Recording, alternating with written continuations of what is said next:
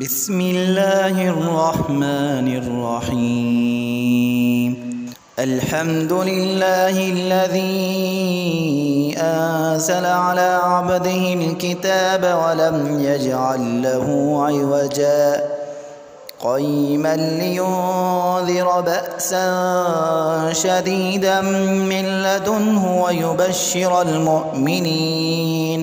ويبشر المؤمنين الذين يعملون الصالحات أن لهم أجرا حسنا ماكثين فيه أبدا وينذر الذين قالوا اتخذ الله ولدا ما لهم به من علم ولا لآبائهم كبرت كلمة تخرج من أفواههم إن يقولون إلا كذبا فلعلك باخع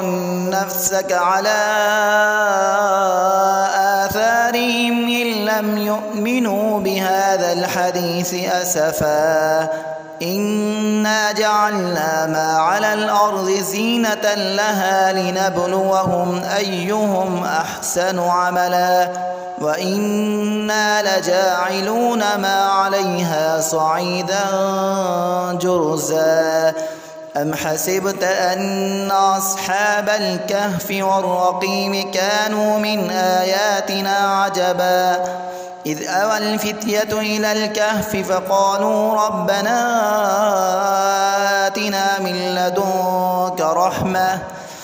لدنك رحمة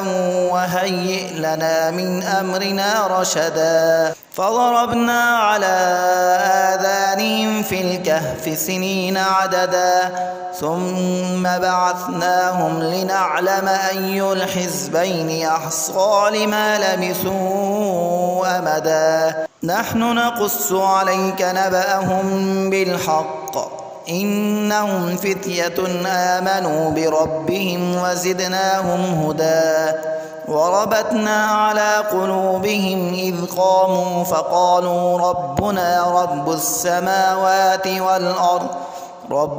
رب السماوات والأرض لن ندعو من دونه إلها لقد قلنا إذا شططا هؤلاء قومنا اتخذوا من دونه آلهة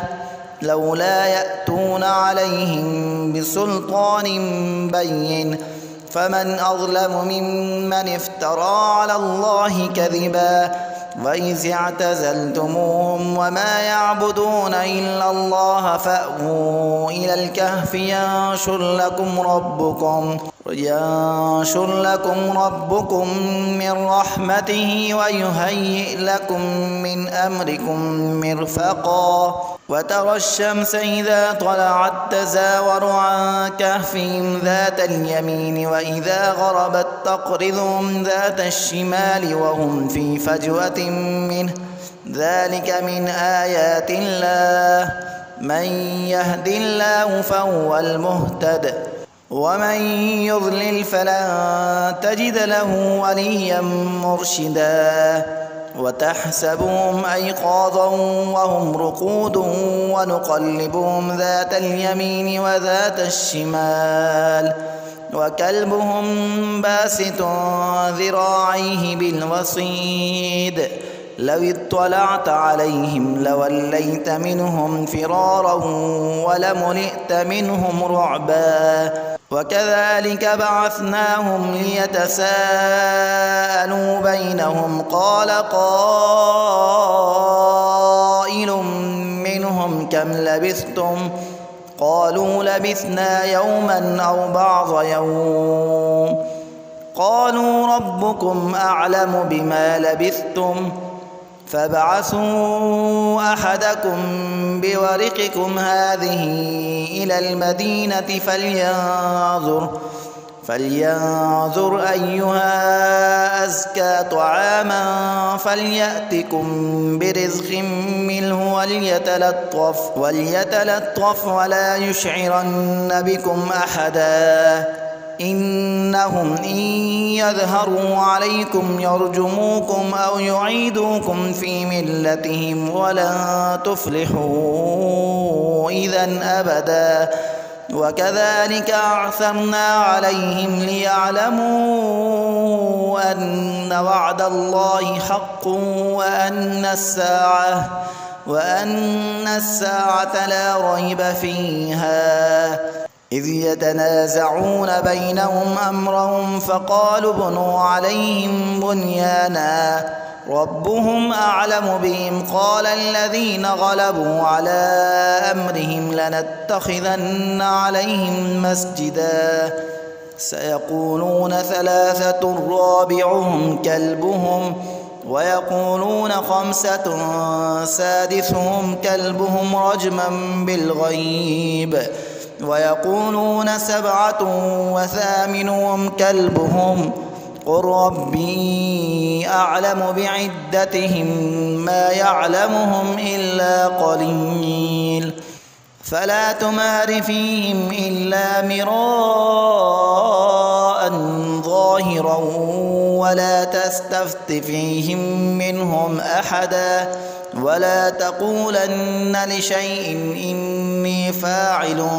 ذلك غدا إلا أن يشاء الله واذكر ربك إذا نسيت وقل عسى أن يهديني ربي لأقرب من هذا رشدا ولبثوا في كهفهم 300 سنين وازدادوا 9 قل الله أعلم بما لبثوا له غيب السماوات والأرض أبصر به وأسمع ما لهم من دونه من ولي ولا يشرك في حكمه أحدا واتل ما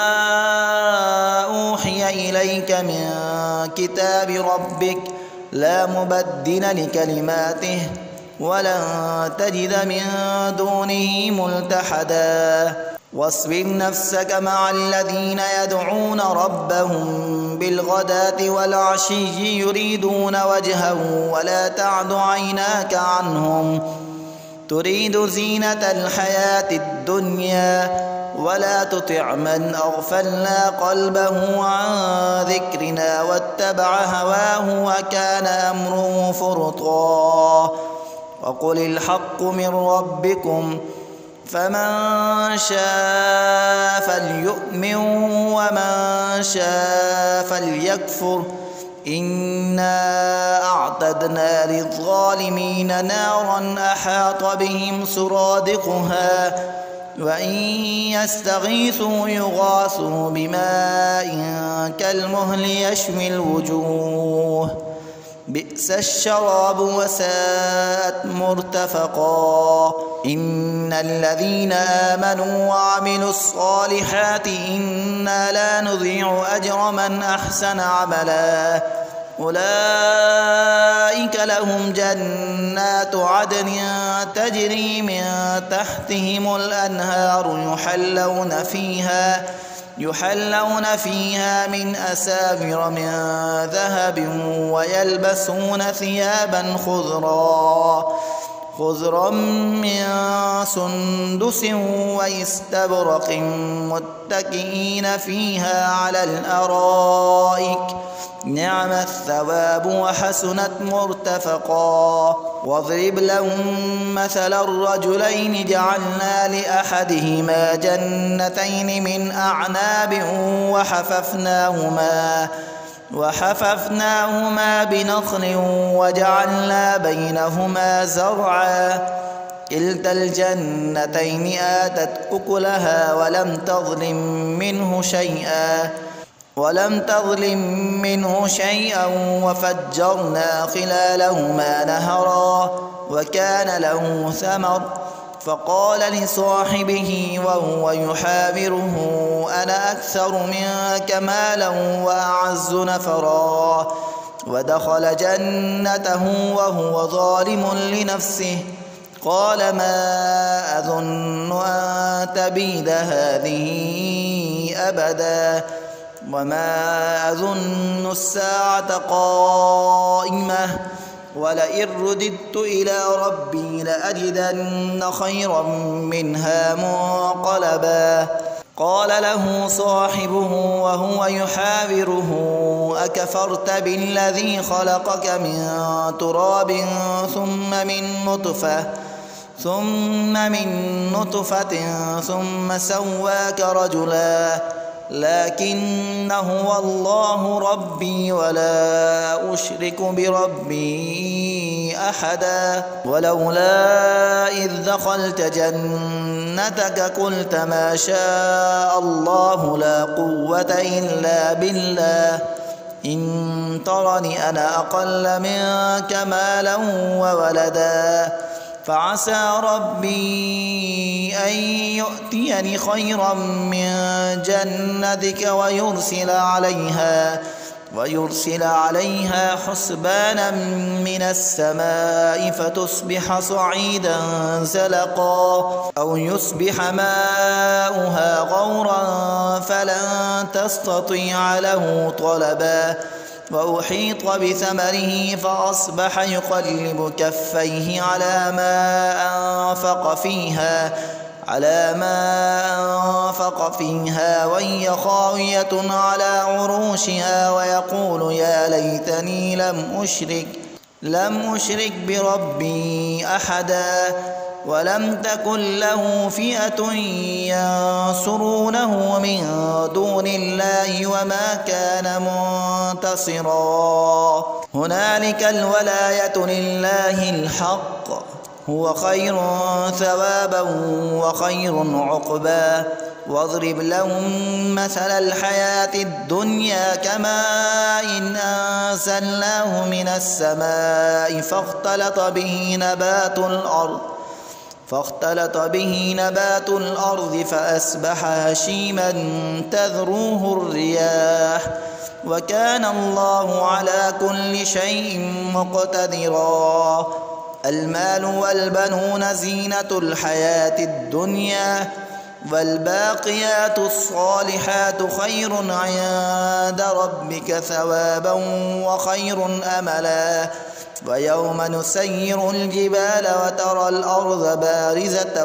وحشرناهم فلم نغادر منهم أحدا وعرضوا على ربك صفا لقد جئتمونا كما خلقناكم أول مرة بل زعمتم أن لن نجعل لكم موعدا ووضع الكتاب فترى المجرمين مشفقين مما فيه ويقولون يا ويلتنا ما لهذا الكتاب لا يغادر صغيرة ولا كبيرة إلا أحصاها ووجدوا ما عملوا حاضرا ولا يظلم ربك أحدا وإذ قلنا للملائكة اسجدوا لآدم فسجدوا إلا إبليس كان من الجن ففسق عن أمر ربه أفتتخذونه وذريته أولياء من دوني وهم لكم عدو بئس للظالمين بدلا ما أشهدتهم خلق السماوات والأرض ولا خلق أنفسهم وما كنت متخذ المضلين عضدا ويوم يقول نادوا شركائي الذين زعمتم فدعوهم فلم يستجيبوا لهم وجعلنا بينهم موبقا ورأى المجرمون النار فظنوا أنهم مواقعوها ولم يجدوا عنها مصرفا ولقد صرفنا في هذا القرآن للناس من كل مثل وكان الإنسان أكثر شيء جدلا وما منع الناس أن يؤمنوا إذ جاءهم الهدى ويستغفروا ربهم ويستغفروا ربهم إلا أن تأتيهم سنة الأولين أو يأتيهم العذاب قبلا وما نرسل المرسلين إلا مبشرين ومنذرين ويجادل الذين كفروا بالباطل ليدحضوا به الحق واتخذوا آياتي وما أنذروا هزوا ومن أظلم ممن ذكر بآيات ربه فأعرض عنها ونسي ما قدمت يداه إنا جعلنا على قلوبهم أكنة أن يفقهوه وفي آذانهم وقرا وإن تدعهم إلى الهدى فلن يهتدوا إذا أبدا وربك الغفور ذو الرحمة لو يؤاخذهم بما كسبوا لعجل لهم العذاب بل لهم موعد لن يجدوا من دونه موئلا وتلك القرى أهلكناهم لما ظلموا وجعلنا لمهلكهم موعدا وإذ قال موسى لفتاه لا أبرح حتى أبلغ مجمع البحرين أو أمضي حقبا فلما بلغا مجمع بينهما نسيا حوتهما فاتخذ سبيله في البحر سربا فلما جاوزا قال لفتاه آتنا غداءنا لقد لقينا من سفرنا هذا نصبا قال أرأيت إذ أوينا إلى الصخرة فإني نسيت الحوت وما أنسانيه إلا الشيطان أن أذكره واتخذ سبيله في البحر عجبا قال ذلك ما كنا نبغي فارتدا على آثارهما قصصا فوجدا عبدا من عبادنا آتيناه رحمة من عندنا وعلمناه من لدنا علما قال له موسى هل أتبعك على أن تعلمني مما علمت رشدا قال إنك لن تستطيع معي صبرا وكيف تصبر على ما لم تحط به خبرا قال ستجدني إن شاء الله صابرا ولا أعصي لك أمرا قال فإن اتبعتني فلا تسألني عن شيء حتى أحدث لك منه ذكرا فانطلقا حتى إذا ركبا في السفينة خرقها قال أخرقتها لتغرق أهلها لقد جئت شيئا إمرا قال ألم أقل إنك لن تستطيع معي صبرا قال لا تؤاخذني بما نسيت ولا ترهقني من أمري عسرا فانطلقا حتى إذا لقيا غلاما فقتله قال أقتلت نفسا زكية بغير نفس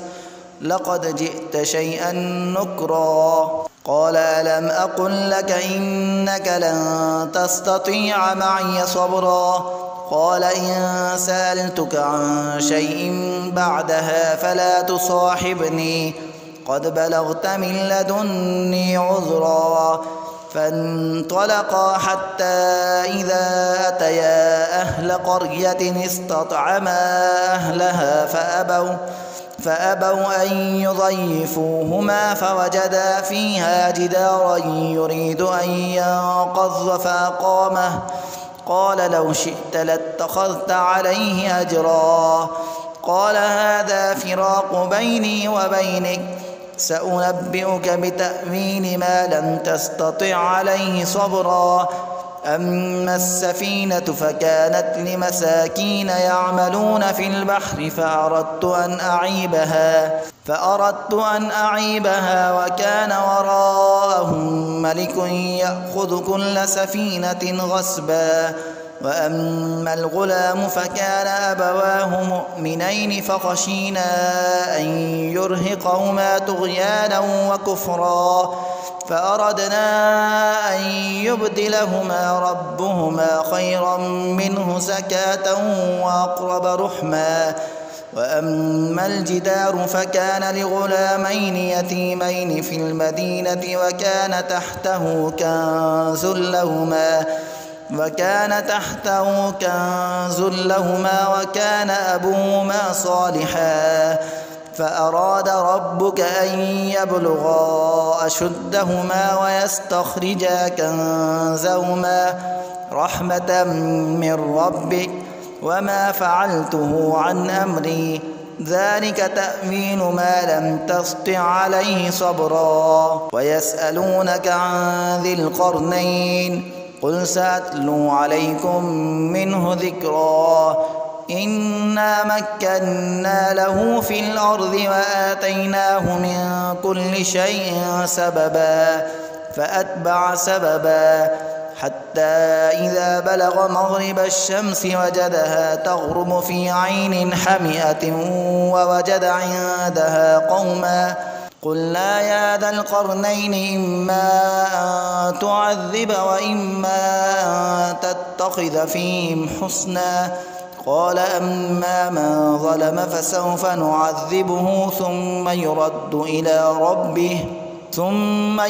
إلى ربه فيعذبه عذابا نكرا.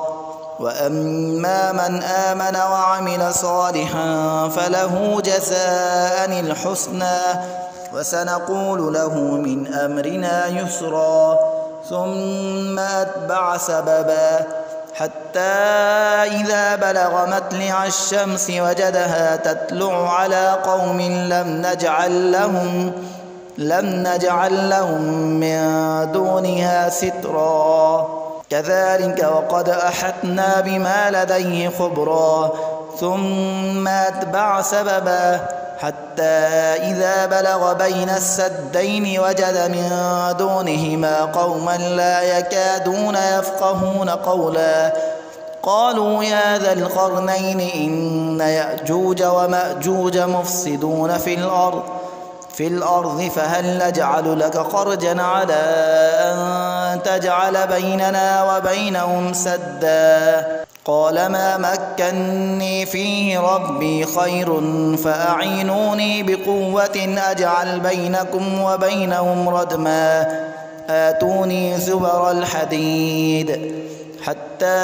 إذا ساوى بين الصدفين قال انفخوا حتى إذا جعله نارا قال آتوني أفرغ عليه قطرا فما استطاعوا أن يظهروه وما استطاعوا له نقبا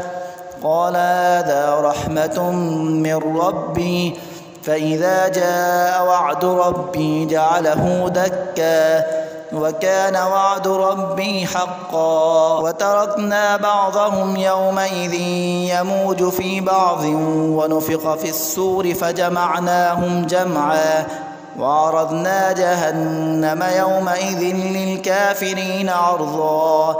الذين كانت أعينهم في غطاء عن ذكري وكانوا لا يستطيعون سمعا أفحسب الذين كفروا أن يتخذوا عبادي من دوني أولياء إنا أعتدنا جهنم للكافرين نزلا قل هل ننبئكم بالأخسرين أعمالا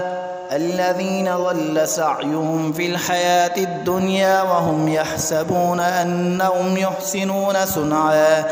أولئك الذين كفروا بآيات ربهم ولقائه فحبطت أعمالهم فلا نقيم لهم يوم القيامة وزنا ذلك جزاؤهم جهنم بما كفروا واتخذوا آياتي ورسلي هزوا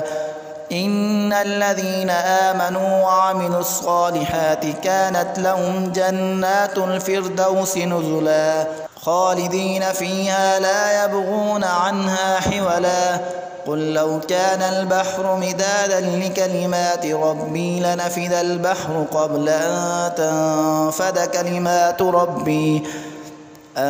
تنفد كلمات ربي ولو جئنا بمثله مددا قل إنما أنا بشر مثلكم يوحى إلي أنما إلهكم إله واحد فمن كان يرجو لقاء ربه فليعمل عملا صالحا ولا يشرك بعبادة ربه أحدا